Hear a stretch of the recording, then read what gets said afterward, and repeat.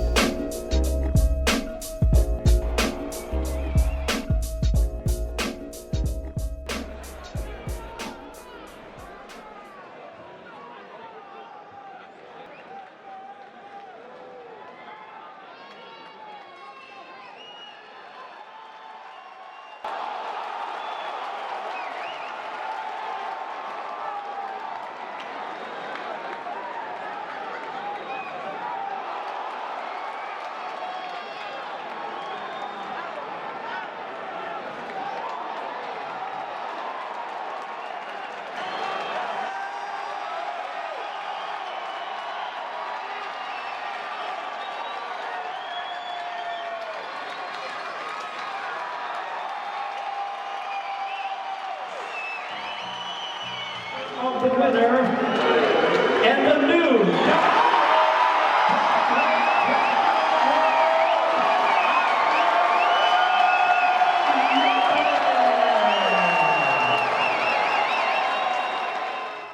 So in the main event, Abner Mares grabs the featherweight title off of Jesus Cuellar. It was actually a split decision.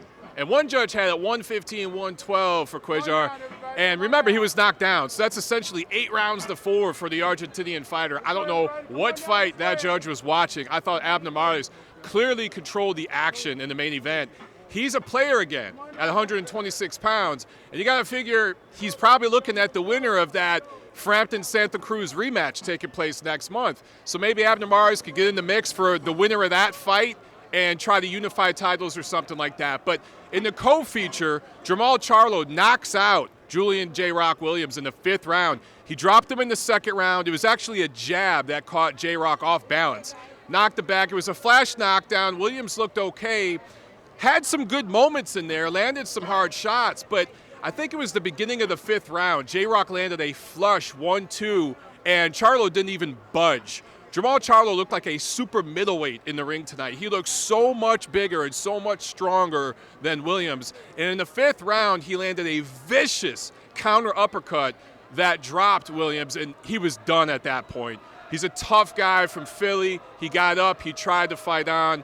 Charlo immediately jumped on him, and that flurry knocked him down again. The referee, Wayne Hedgepath, just called it off, didn't even bother counting. So a TKO win for Charlo in the 5th.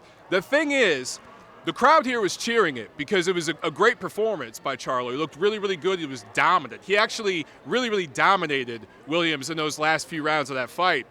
But minutes after the fight, J-Rock came over to Charlo's corner to congratulate him, and Charlo basically told him to get lost. He didn't want none of it. I'm editing here and making it family friendly. There were some nasty words exchanged, and Williams walked back to his corner. Charlo followed him to the corner and talked some trash. It got close, it got physical. The commission officials had to separate them, and just a moment after the crowd was cheering Jermall Charlo, they were booing him loudly. In the post-fight post-fight interview with Jimmy Lennon Jr., Charlo doubled down, and he said that Williams had been disrespecting him the entire fight promotion, and he didn't want any respect or to shake hands or anything. He didn't want congratulations from J-Rock. He wanted an apology. And when he said that, the crowd continued to boo. The crowd actually booed Charlo as he walked out of the ring all the way to the dressing room. So I think that, it's hard sometimes ringside. You don't hear everything. I think that when the fans go home and watch the replay, Charlo did say he was sorry. He did apologize, but it wasn't a good look. All that being said, sometimes that nasty trash talk and that kind of rhetoric appeals to certain boxing fans. And he might have lost some fans tonight, but he probably gained more fans because of that nastiness. Some fight fans like to see that edge.